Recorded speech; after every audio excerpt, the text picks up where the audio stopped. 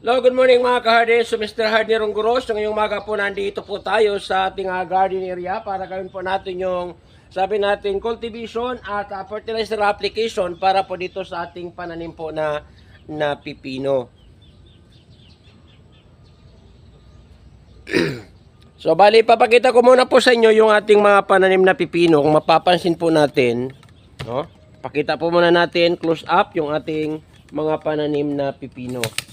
Yan na po yung ating mga pananim na pipino, mapapansin po natin. So, medyo mataba na, no? At sabi natin gumagapang na po sila dito sa trellises, no? So, yon, mataba na. So, nagsisimula na rin po silang mamumulaklak. So, ibig sabihin, susunod nito yung pamumunga.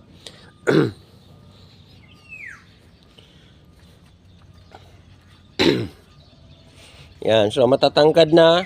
Pero hindi masyado katabaan yung ating mga pananim po na pipino. Kaya yung gagawin natin ngayong umaga ay mag-apply po, i-cultivate po muna natin yung lupa, din mag-apply po tayo ng kaukulang pataba para po mas lalong mapataba natin yung vine, lalo na yung buong halaman, mapataba natin ng mas maraming bunga ang ibigay nito sa atin. So yung gagawin po natin ngayon, so makikita nyo po yung mga puno tapos na po natin na-cultivate. Yan, kinultivate po muna natin yung mga puno.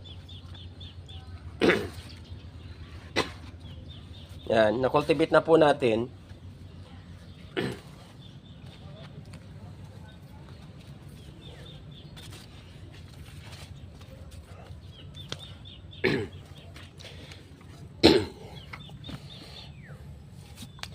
So, meron pa po ng dalawang puno na hindi na-cultivate.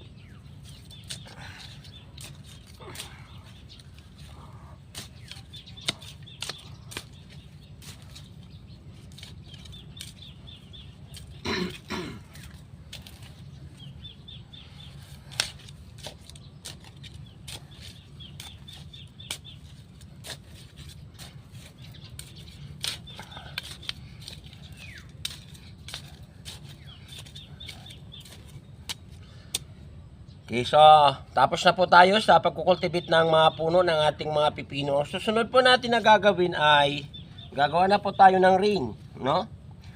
So ang ring ay kinakailangan may isang tangkal na distansya mula sa puno. Yan. Yan po yun ang sabi natin ring na gagawin natin.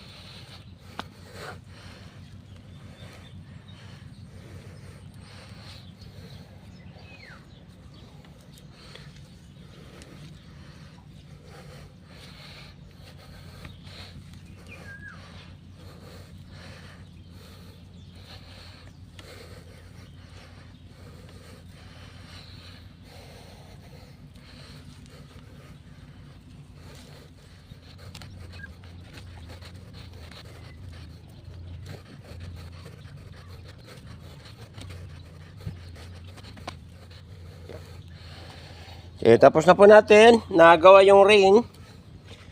So, ang susunod na gagawin po natin ay magtitimpla na po tayo ng fertilizer.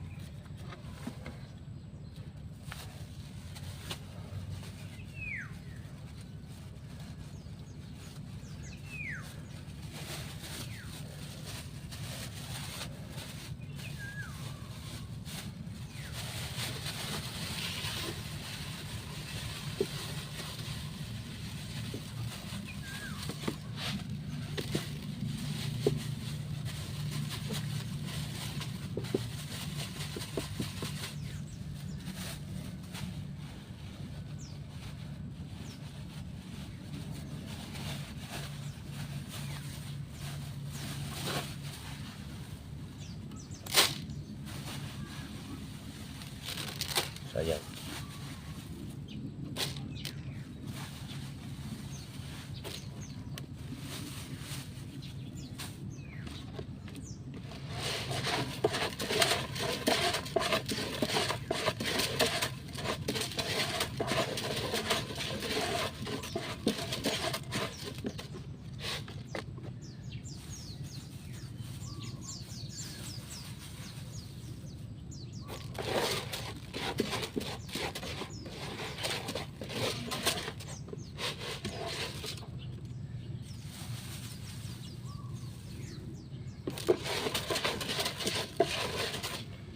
Okay, so ngayon po, mag-apply na po tayo. Kuha lang tayo ng sabi nating isang yon. So tingnan po natin yung pag-apply. Ganyan lang.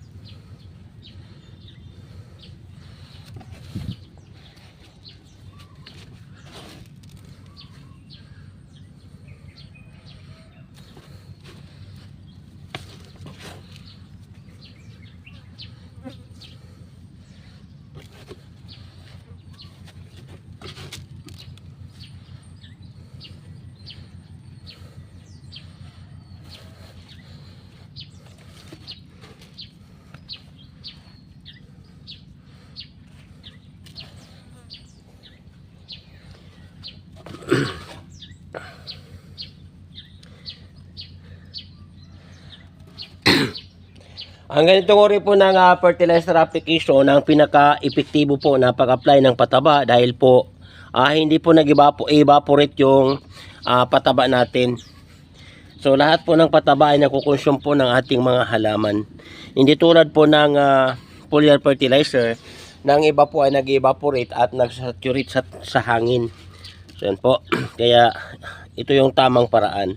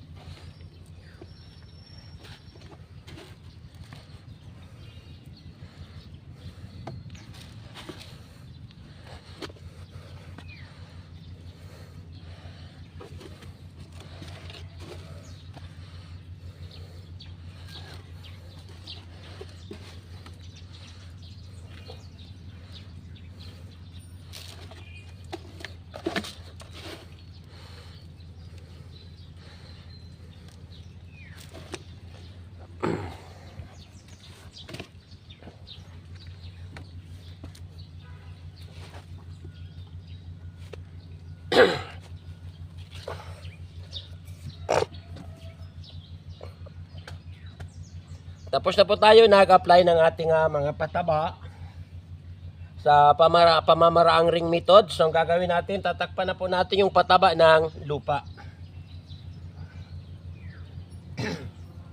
Takpan na po natin yung pataba na inilagay po natin para po hindi mag-evaporate, no?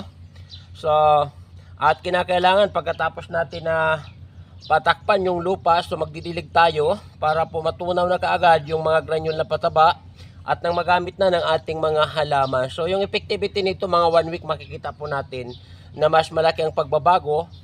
Dito po sasabi natin status ng ating mga halaman lalo na yung sabi natin di mean vine. So yung mean vine ang target natin na palakihin. Kaya nag-apply na po tayo.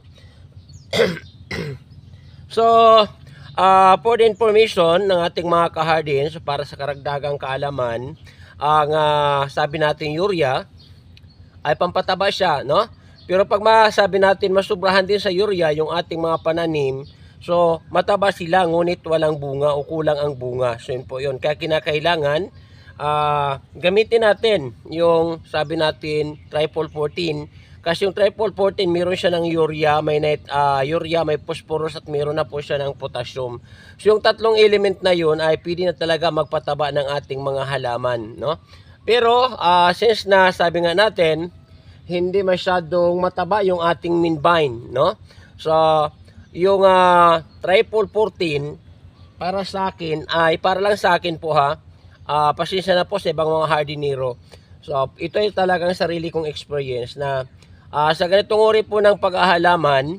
So, pag halimbawa nag-apply po tayo ng triple 14 but hindi mataba masyado yung ating pananim, so kinakailangan haluin natin yung urea at ang triple 14. So, ibig sabihin, mas medyo marami-rami ang sabi natin urea kumpara sa phosphorus at potassium para mas lalong tumaba yung ating pananim.